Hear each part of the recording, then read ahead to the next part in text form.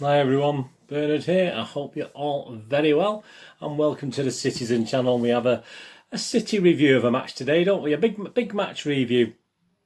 It's of course of the Champions League game, Group C game against FC Porto, played on the 21st of October 2020 at 8 p.m. at the wonderful, superb, our home, the Etihad. Yeah, so please join me, have a look back at that. We'll have our usual features of highlights and the lowlights of the game, match talking points, match stats, plus quirky stats, of course. Our PEP last season watch, Manchester Evening News and my player ratings. It's Mr. Simon Bukowski today. Return of Rodri's Rockets. Yes, Rodri's Rockets returns. Almost, wasn't it? A couple of those last night, to talk about media headlines and much more as we look back at the game. Please, if you're new to the channel, push that subscribe button, push the bell notifications so you know when these vlogs are available. That's fantastic. Please check the playlist, City history, lots of things on there. And if you're into films and TV as well, there's stuff on there. I do lots of films and TV reviews and information vlogs on DVD releases, etc. So if that's any interest or someone you know might be interested in that, please check my playlists on that, and please push that notification button so you know when these things are coming out. And of course, subscribers, great, please. I'm trying to get to 500 by Christmas. I had a bit of a mini rush the last couple of days. Please keep going, at all of you subbed, and anyone who hasn't, please push that subscription button. That'll be absolutely fantastic. I try to entertain and inform with these vlogs of all different types. So thanks for joining me, and please, any comments, please leave your comments, what you thought of the game, matches, your players, ratings, etc, whatever, please those. And if you can't leave a comment, please just a little thumbs up, it'd be absolutely fantastic. Right, City versus Porto. Two changes to the Arsenal game in the City starting 11. We had Ederson, Walker, Diaz, Garcia instead of Aki. Obviously, Aki's picked up a groin niggle, apparently. Not very happy about that, are we? But there you go, another injury. Cancelo, it wasn't going to end there, was it? Cancelo, Gundogan in place of Foden. That's the other change. Rodrigo, Mahrez, Bernardo, Sterling, who was captain again. Excellent. Aguero. And the substitutes, yeah, more substitutes and players. We've got 12 subs on the bench. I've used up more space on my sheet than I did for the actual team. Stefan, Carson, Stones, Zinchenko, Torres, Fernandinho, Foden, Nemecha, Doyle, Howard, Bellis, Palmer and Bernabé. Yeah, that's not a bad little team in itself, is it? Yeah, my little lineup thoughts. Yeah, Aki, I wanted Aki in there. Obviously, we sort of soon learnt that it was some problem with his groin. Hopefully, it's not too bad. I don't really like seeing Garcia anywhere near the first team. But as I said, I think in one of my recent blogs, I think there's stuff happens that we don't know about. Perhaps there's more to this Garcia thing playing than we thought. So perhaps there's more of that. That's just from the Evening News last night. Just headlines, not bad starters. More to come. We'll cover that in a bit of the headlines. I'll say that down, it's falling down anyway. No surprise to see Gundogan, was it? I mean, he's his go-to guy, isn't he, for the certainly for the European games, Gundogan. So it's no surprise to see him in there. My lineup, yeah, I was 3 out with mine. I had Foden, Ferner, and Aki starting the game. Obviously, I couldn't have known about Aki, but obviously I had Ferner and Foden. Although I did say Ferner was a bit of a fun one. I didn't expect him to play. I thought it might have just been Rodri, but there you go.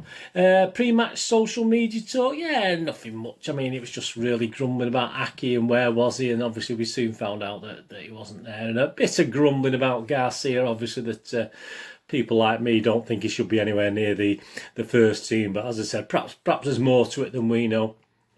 Referee Andris Tremanis from Latvia with his Latvian officials, and on VAR we had Joachim Kamphuis. He did okay last night into the VAR. I don't think there's any big problems. He was from the Netherlands. Match highlights and lowlights. Here we go. The lowlights. Well, we didn't have many highlights before we got the first lowlight, did we? We were goal down after 13 minutes. We hadn't even threatened really ourselves, I don't think, up to that stage. All came from Ruben Diaz, didn't it? A really poor ball out was cut out, and the other Diaz, that's it, the other with the Z rather than an S, he picked it up, was allowed the freedom of the Etihad, wasn't he, as he ran across diagonally and blasted it right back across the goalkeeper, which is great finishing. I don't think you can blame Ederson as such for that. I think it was just poor defending. We just let him run, and I think there's a little comment later from our Ruben Diaz about it as well, but That was it, 1-0 down, not great. 16 minutes, we had a bit of a comedy of errors in their box, didn't we? Not long after, I mean, Gundogan, they were trying to find every single way they could to get that Gundogan has stamped on the keeper. They were trying to do different angles. I think they had a camera underneath the pitch checking to see, different angles just to see, but they couldn't do it. But I mean, obviously Pep, I mean, that Pepe, is it Pepe there, that old bugger who plays at the back for I mean, he's as old as me, I think, isn't he? I mean, and he's got one of those faces that you never get tired of slapping, would you? One of those faces as well. But he just bundled into Sterling, didn't he? I mean, more on him later, obviously, because I think we should have had another penalty later on as well. He just bundled Sterling over, so penalty. I mean, the big worry there was obviously the wait. So it was about 3.5, 4 minutes wait before we actually took the penalty, while they were checking to see whether Gundogan had stamped on the goalkeeper or not, which obviously, even to the naked eye, it didn't look as though anything had happened. So yeah, Sergio, fortunately, he scored not the greatest penalty, but at least he did hit it with power, so it obviously went through the keeper. So again, I was a bit worried with Sergio stepping up. You never know, do you? It's a 50-50, let's be honest about it. If Sergio takes a penalty, it's a 50-50, but at least he put his foot through it, and the goal he got well to it. Perhaps the goal he should have done better, actually, but anyway, it was 1-1, fantastic. 21 minutes, this time it was Edison's turn to give the ball away. I don't know what was happening at the back there. Edison had one of his poorest games, I think, last night. Fortunately, their player panicked a little bit and blasted over the bar. In the space of the next 8 minutes, we had 3 yellow cards. Yeah, we do like picking up these yellow cards in the Premier League and the Champions League. Walker, Bernardo and Cancelo all had yellow cards within 8 minutes of each other quite quickly. And then 42 minutes, well, another low light, but we got away with it, didn't we? It was a failed offside trap. I think we were trying to catch him offside, and I think it was on its way into the net when Mr. Walker managed to get it away and save the goal. But it could have been an own goal. So Walker did well clearing there, a near own goal, but it was poor defending again. That's twice really in the first half where we were really, really suspect. And then we had that little, again, Mr. Pepe, wasn't he? Did you see that swan dive he did in the box later on? He did get a little nudge in the back, but flipping heck, come on.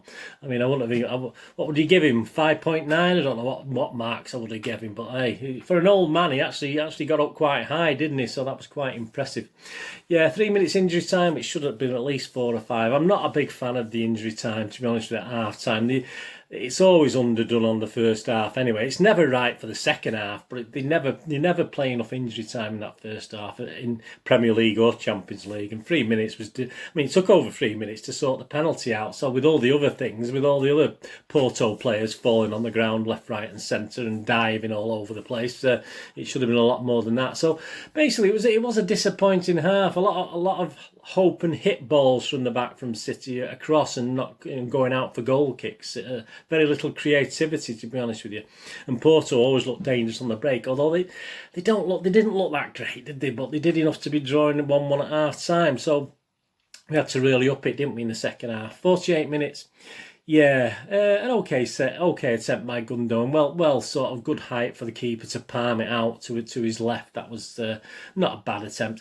And here we go. We got a Rodri's rocket. Yeah, we got a Rodri's rocket header from a free kick on 57 minutes. The only thing is, it worried the corner flag more than it worried the goal. But at least it was a Rodri's rocket watch, wasn't it? At least it was a Rodri's header. But more on him in a moment. So that was really good to watch. 64 minutes. Well, what can we say? They were getting ready to take Gundogan off, weren't they? Yeah, I think perhaps bringing him off, but keep him on for the free kick. It was a nice distance, wasn't it? Because I think the goalie again made a bit of an error there. I think he made an error in the first half, but I think he should have been a bit more central. I think he should have put his wall a bit more to his own right, so he could actually see the ball better and stood a bit central. And I think he would have got that because it was a great free kick from Gundogan, but it wasn't anywhere near the corner. So really a half decent keeper. No offence to him, but perhaps should have got that as well, like the penalty. So there's our 2 goals. We're losing 1-0 according to me, aren't we? Yep. So there you go. Fantastic. 66 minutes, a yellow for Garcia. A bit harsh, I thought. He was coming down and he got the ball and he sort of followed through with his leg. He slipped and he went up in the air and the referee booked him. But I think it was a bit yellow card happy, our referee, wasn't he? I did think at one stage we'd be lucky to finish with 10 men. 67 minutes. Gundo went off and Torres and Foden on. Gundo and Aguero went off and Torres and Foden came on. And we, within 5 minutes, they put us 3-1 and sort of put the game to bed, hadn't they? I mean, a great little move. They looked a bit lively, didn't they? Foden to Torres. And again, in the similar way that the Porto player was given a lot of room. He made his own room, I think, Torres, but he didn't have quite as far to go, and he was sort of falling over. But fantastic, he took it into he even put it into the top of the net, didn't he? A fantastic goal to make it 3-1 for City. Porto got a bit desperate then, didn't they? They were actually playing 2-3-5 at one stage. They were playing I think they'd gone back to the 60s. They had 5 men up front at one stage on 81 minutes when they brought all the substitutes on, which gives City a lot more room, and perhaps we could have added another goal or two, which I'm not too worried about because I had 3-1. I had 3-1 City win anyway, so I was quite happy that we didn't score another goal. I was quite happy with 3-1. Yeah, 82 minutes again. Mr. Pepe, what a pain he is. He wants to retire, that guy. I mean, did you see what he did to Sterling? I mean, it was in the box for a start. The first thing he went through him in the box, so it should have been a penalty, which obviously wasn't even looked at. And then obviously he actually run into him, and obviously Sterling grabbed hold of him, because as you would do, and it's absolutely ridiculous. He got a yellow card, but he should have got far more. But in the meantime, while all that was going on, we were all getting all flustered about it. Rodri's rocket watch, a fantastic shot from Rodri from 35 yards, and if the keeper hadn't got an hand to it, that was in the net. That was a goal. That was a Rodri's rocket watch goal, wasn't it? But just saved it, put it onto the post. Absolutely fantastic. So they may have been trouble with that anyway. They may have gone back and checked things if that had gone in. But what a great attempt by Rodri. All credit to you, mate. It was certainly that was on target, unlike your header in earlier on. Rodri went off and Ferner came on, didn't he? Then within 5 minutes, Ferner had a yellow card, and within a couple of minutes later, he was injured. So wasn't the greatest turnout for Ferner, was it? Doesn't look good either, unfortunately, and he went off again, and Stones came on for the sub. So we had two. So we had Ferner on a sub, and he was subbed himself for Stones to come on. So 3-1, not a bad result. Not great, because we didn't play well, did we? Let's be honest about it. The ref watch, Andres Tremenes, well, half time, I mean, he was giving everything apart from the penalty, which obviously was nice for him to give that, but every single half thing he was given against City, it was absolutely ridiculous. And he's flourishing these yellow cards. I mean, we do have to worry about that in the Champions League and the Premier League, because we're toting up these yellow cards. We'll be having, as well as injuries to players, we're going to have suspensions. We're going to have to be really, really careful. Have to start being a little bit clumsy, because I don't, some are unwarranted, like the Garcia one, but we have to be a bit clever. Sometimes we give fouls away where we don't particularly need to, and we get yellow cards where we don't need to. We have to be a bit smarter. We're quite experienced. We've got quite a lot of experienced players, but we do seem to get caught a little bit. Yeah, so I'm going to give, in the second half, I mean, he was a little bit better in play, but I said he booked Garcia for now and didn't send Pepe off, and I just give him a booking for that attack on Sterling in the second half. So I'm only going to give him 4 out of 10. I thought it was pretty poor. The VAR guy was fine, actually, the Dutch guy. He didn't, he took his time, which is all right. As long as he gets it right, he can take all the time he wants. Yeah, so the match, summing up the match, a much better second half, wasn't it? I think once we got that second goal, I think Porto got desperate, and obviously all game plans went out of the window, and that made it a bit easy for us. But it did take a great free kick, didn't it, to put us in front. And as I said, it did take perhaps a goalkeeper who could have been a little bit better on both things, the penalty and the free kick. We would have been struggling more, wouldn't we? And as I said, we're picking up far too many bookings there, never mind injuries. Porto, they're not the champions of Portugal for nothing, but you can tell, obviously, this team needs to bed in. Obviously, they do sell players, get players and sell players all the time, at a profit. They make money as a company, obviously as a firm. But I'm not too, I don't think they were that great, to be honest with you. We should be able to beat them at their place as well. I mean, a lot of play acting, and I'm afraid that Pepe, I don't know. I just hope he's retired by the time we play him again, but I doubt it. Obviously, he'll still be there with his ratty face, bloody causing trouble and diving all over the place and fouling. I mean, this is it. He got away with murder, to be honest. He shouldn't have been on the pitch last night. It was terrible. Match stats. Shots 9 for City, just 6 on target. Just 9 shots, that's low for City. Porto 6-2 on target. Possessions 69%, 31% in City's favour. Passes 638 by City with 87% accuracy, so a little bit down. 292 passes by Porto with 76% accuracy. Fouls, City 15 fouls for doing it. I mean, this is game in, game out. We're going to have to do something about this.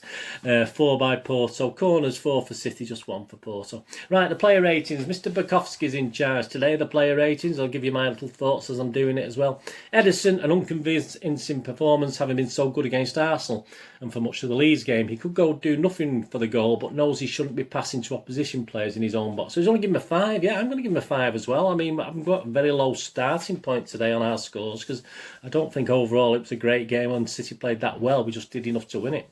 Walker is in excellent form, stood out as more of his teammates around him aired. He dealt extremely well with the threat of the speedy Luis Diaz, and his pace and awareness remain among the biggest team strengths. He'd give him an 8. I'm going to echo that. I thought Walker was superb last night. Diaz, maybe he's human after all. A poor pass gave Porto the platform to score the opener, and he almost scored an own goal on the stroke. Yeah, that's what Walker said, was it? On the stroke of half time. No reason to panic, but he will be disappointed. Yeah, let's give Diaz a 5. Yeah, I'm going to give him 5.5. I'm not going to give him as low as a 5. I think 5.5 is my lowest today. I'll give him that. Garcia, if he coped well against the opposing frame and Musa Marega, his lack of pace was exposed on a few occasions as opposition attacks caught him flat-footed. Well, we know he's slow, so, you know, we have to play and allow for that. Also a very curious pick. Yeah, it was very curious when you think Stones and Taylor Harwood-Bell. Well, certainly Stones. I mean, I would have played him, but there you go. So he's given him a 5, Garcia. I'll give him a 5.5 again. I'm not going to go less than 5.5 with any City player today. Cancelo, another fullback that looks far more comfortable going forward rather than back. He does. There were some good passes in behind for Sterling, but at left back he was all over the place, as Porto quickly realised.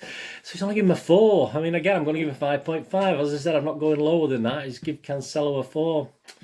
Yeah, the trouble is we've got defenders who are asked to attack, aren't we? And unfortunately, they're not doing much up front, which means they're not doing much at the back either. But is it their fault particularly? Rodri, his failure to tackle or foul Diaz for the goal sums up what he lacks. That Ferner did so well in that role. He was happy to support attacks, but struggled to make useful contributions. I'm surprised he won this game, actually. He's only giving 5, Rodri. I've given him 5.5, my least, because we did win the game at the end of the day, so I'm not going to be overly critical. Gundogan, his first start of the season, excellent performance. It was his forward drive that earned the penalty, and he showed sumptuous technique. First to force a save with the volley in the second half and then to score the free kick. Yeah, I think he missed it, that volley in the second half, didn't he? But he's given him an 8. Yeah, I'm going to give him 7.5. I was quite impressed with Gundogan. I'm not his biggest fan, but he played quite well last night. So I'll give him 7.5. Bernardo, more encouragement after his excellent display against Arsenal. He took over responsibilities in midfield but popped up all over the pitch to keep City in control, but for no apparent reason. Not the only way. That's another one. I just couldn't see what he was booked for. I don't think he could believe it either.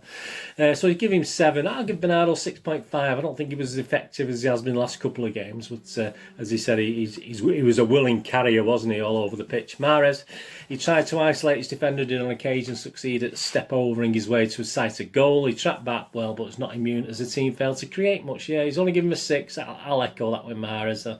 Again, another frustrating night from Mahrez. He had 1 or 2 good chances at goal that he didn't put away. Sterling, as well as improving his finishing, Sterling has grown excellent at winning stonewall penalties. Less than a second, Pepe was fooled and City had another spot kick. He didn't offer much else, although did liven up in the last 20.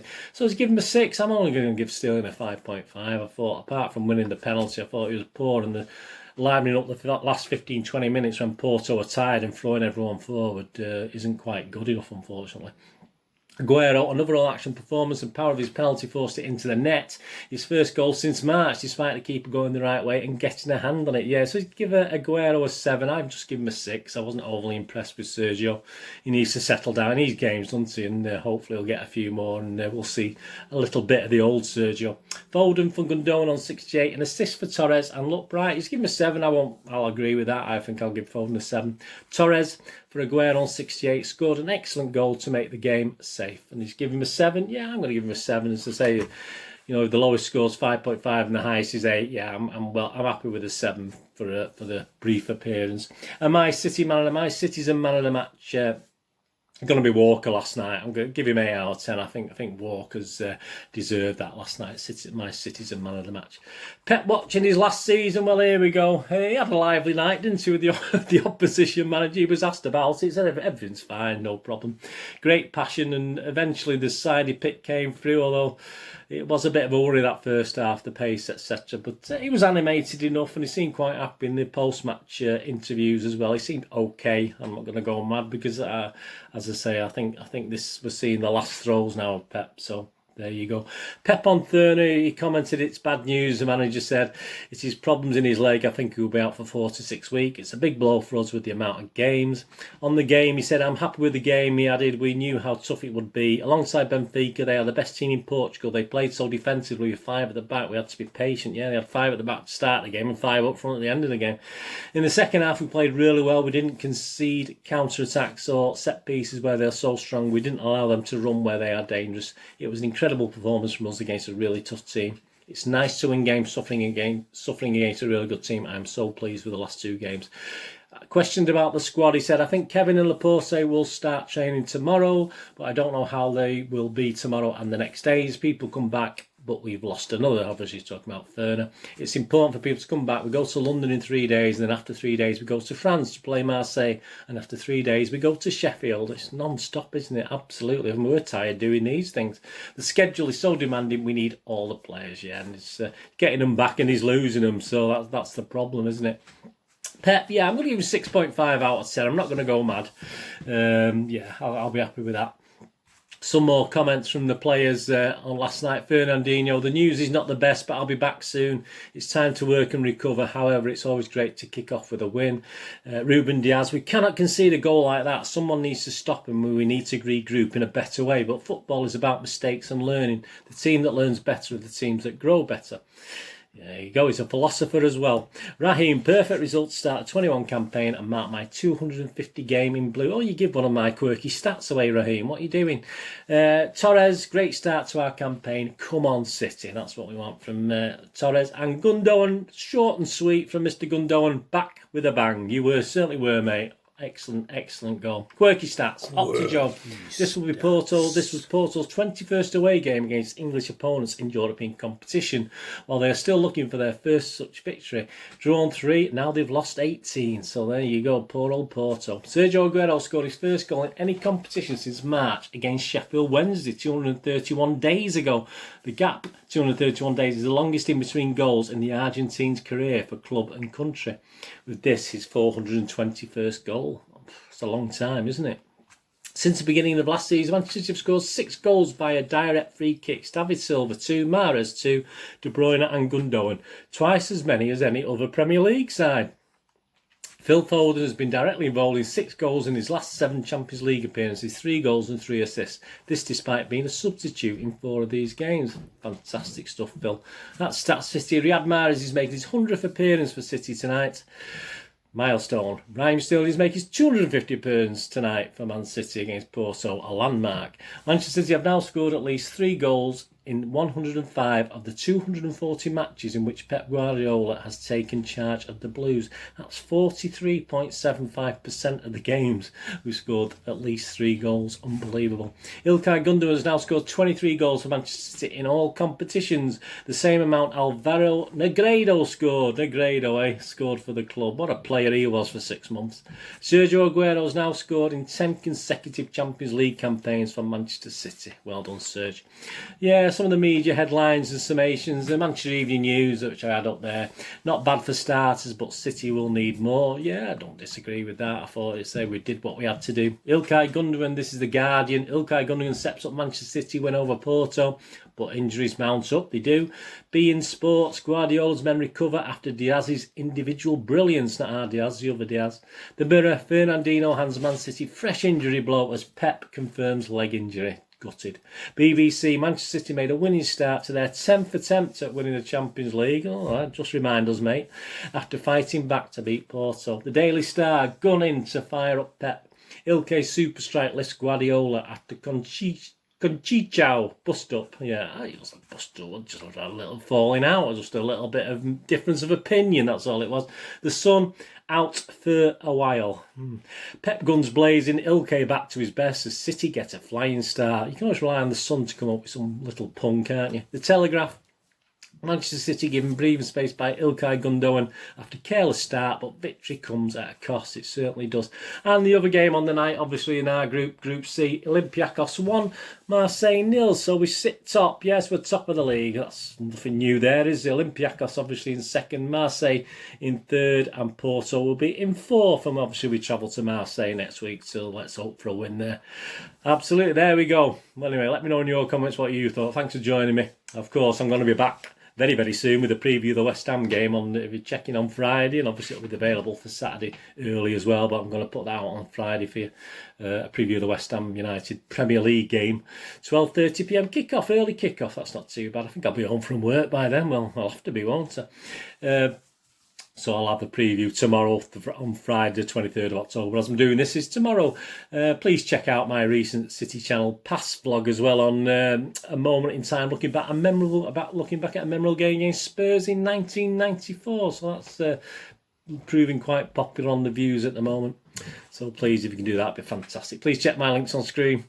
If you follow or friend me on Facebook and Twitter, I do check every couple of days and follow and friend everyone back on there and post lots of stuff and information on there. My day job, moviegamenostalgia.com, for old rare DVDs, if you fancy buying any of those. Movie posters from the 1990s and 2000s, and some board games on there as well. If you can get onto that and give it a look, and even if you only have a look round, it's good for my Google Analytics and stuff like that. So that'll be absolutely fantastic. And as I said, please check out my playlists and look at my film and TV review sections and stuff like that. Absolutely superb. Thanks for joining me. Anyway, I had to rush through that. I always try and keep these down to 20 minutes, but I've no chance. Absolutely no chance. Thanks for joining for this big match review. Whatever you're going to do with the rest, have a great one. Look after yourselves, look after your friends, look after your family. More importantly, let's all look after each other. And until we meet again very, very soon, this is Bernard saying goodbye for now. Thanks for watching.